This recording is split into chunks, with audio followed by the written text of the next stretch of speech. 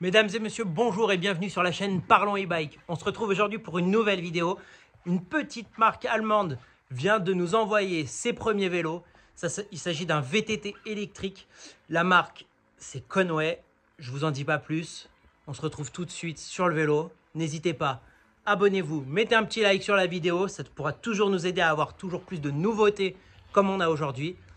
Et on se revoit juste à la fin de la vidéo. C'est parti.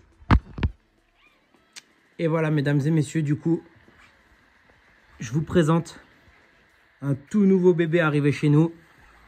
Ce magnifique Conway. Donc Conway, comme je vous l'ai dit, c'est une marque allemande qui dépend d'un gros groupe de vélos, le groupe Artjö en Allemagne. Donc c'est vraiment un groupe qui a un gros savoir-faire en matière de vélo, puisque ça fait plus de 100 ans qu'ils travaillent dans l'univers du cycle.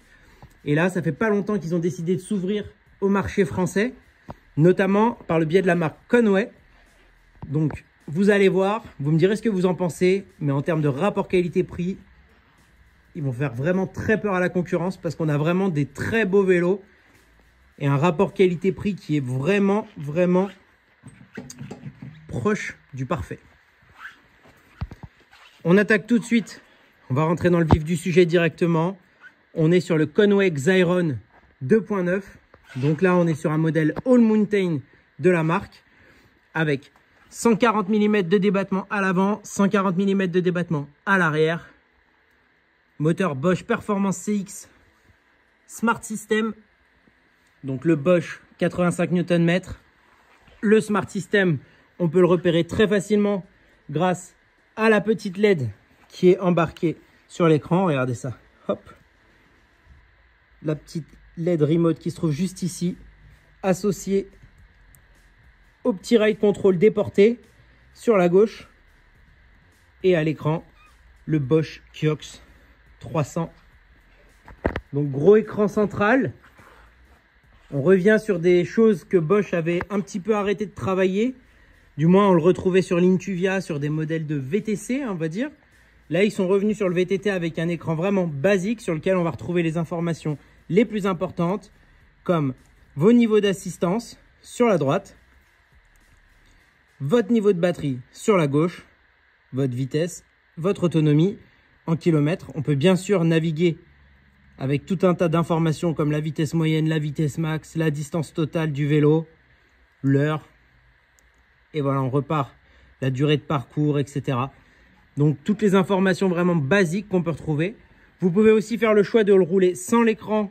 Donc dans ce cas, vous aurez que le petit ergo sur le côté qui va correspondre à cette LED remote sur le cadre. On peut voir notamment que lorsque je change de niveau d'assistance, le code couleur aussi change. Ça nous permet en un coup d'œil de savoir sur quel niveau d'assistance on est. Donc ça, c'est vraiment très sympa.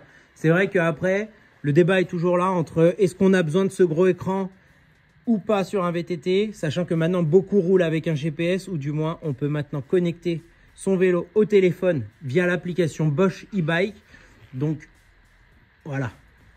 Est-ce vraiment utile d'avoir un écran là, à part risquer de le taper en cas de chute et de le casser? Ça, c'est à chacun de voir un petit peu en fonction de son utilité. Pour ce qui est de la partie cycle maintenant, regardez, on a vraiment une courbe très sympa. On a quasiment une droite parfaite entre l'axe de roue arrière et le point de pivot de direction.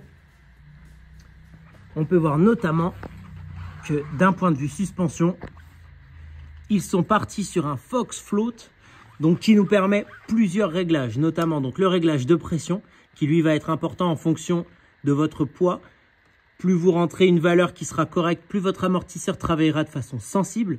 On va aussi notamment retrouver la molette de compression qui va nous permettre d'avoir 3 positions, une totalement ouverte pour le mode vraiment VTT, une un peu plus rigide pour les portions roulantes ou les montées toujours en VTT, et une portion fermée pour les portions très roulantes, notamment la route, etc. Et on retrouvera enfin la petite molette rouge juste derrière, qui va être la molette de rebond, qui va nous permettre d'avoir un rebond plus ou moins vif, plus ou moins nerveux, en fonction de notre pratique et de votre niveau, si je puis dire. Plus on a un rebond qui est bien réglé, plus votre vélo va travailler de façon très efficace. D'un point de vue suspension avant, on est sur une RockShox Recon en 140 mm de débattement. Bon, là, on est sur un modèle qui se veut être entrée milieu de gamme chez eux. Donc c'est une fourche qui va totalement faire le boulot. Après, en fonction de votre utilisation, si vous aimez notamment attaquer dans les descentes, ça ne sera pas la fourche la plus rigide parce qu'on va se retrouver sur une section de fourche en 34 là-dessus, si je ne dis pas de bêtises, normalement. Donc ça va être un petit peu limité.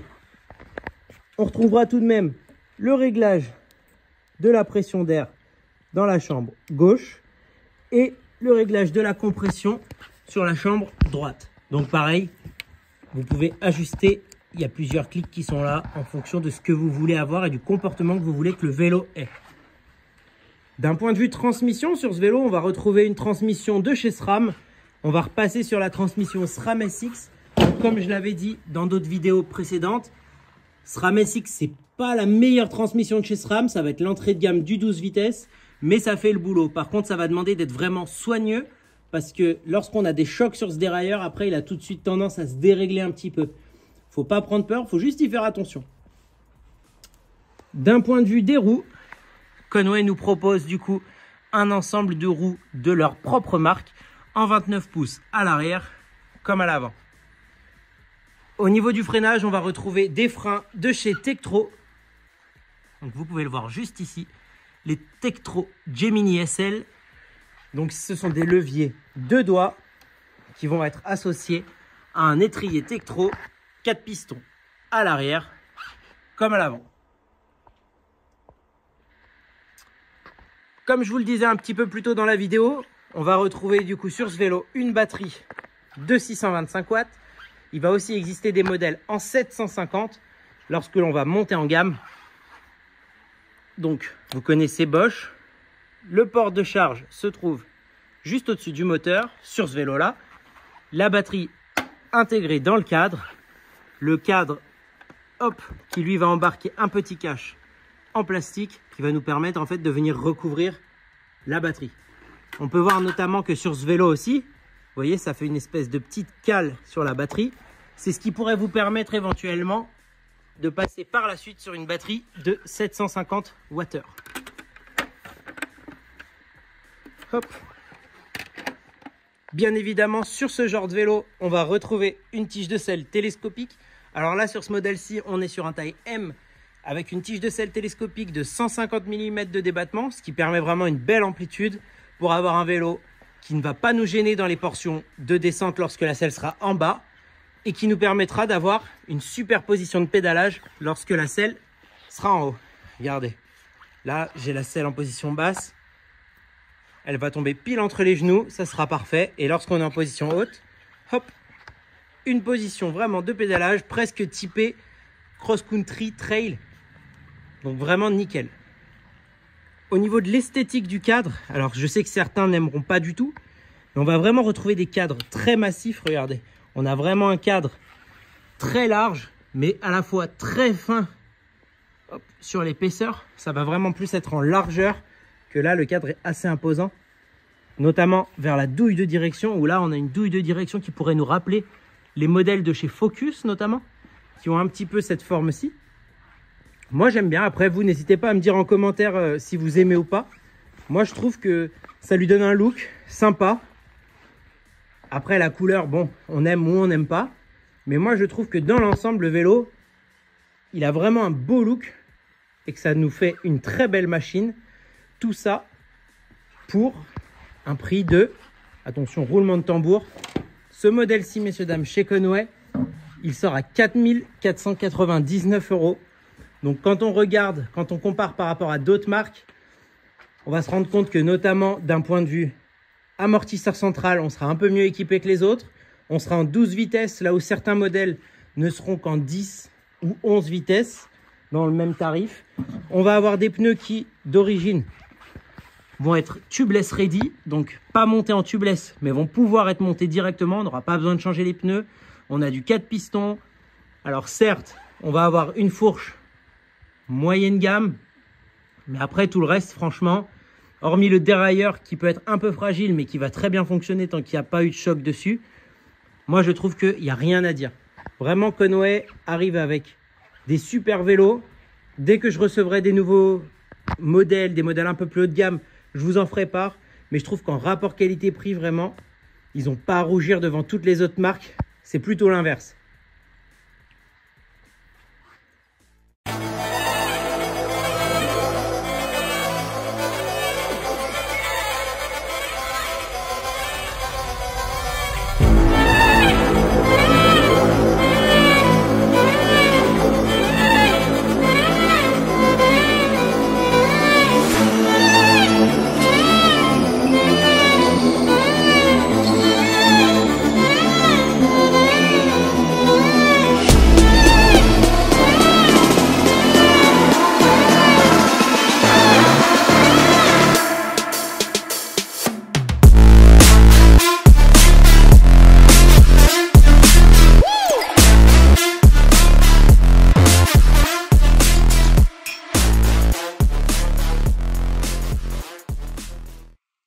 Et voilà, j'espère que cette nouvelle vidéo vous aura plu. En tout cas, n'hésitez pas à me dire ce que vous avez pensé de cette nouvelle marque, de ce modèle en particulier, mais de la marque en général. Moi, je trouve qu'ils font vraiment des produits de qualité, des rapports qualité-prix presque imbattables. N'hésitez pas à me dire en commentaire ce que vous en avez pensé. Et surtout, n'oubliez pas, abonnez-vous et mettez un like. Ça nous aide toujours à soutenir la chaîne et ça nous permet de toujours voir plus loin, de pouvoir démarcher de nouvelles marques, pour avoir de nouveaux vélos, faire de nouveaux tests, etc., etc., etc. En tout cas, je vous dis à très vite sur la chaîne Parlons e-bike pour une nouvelle vidéo. Allez, à la prochaine. Ciao!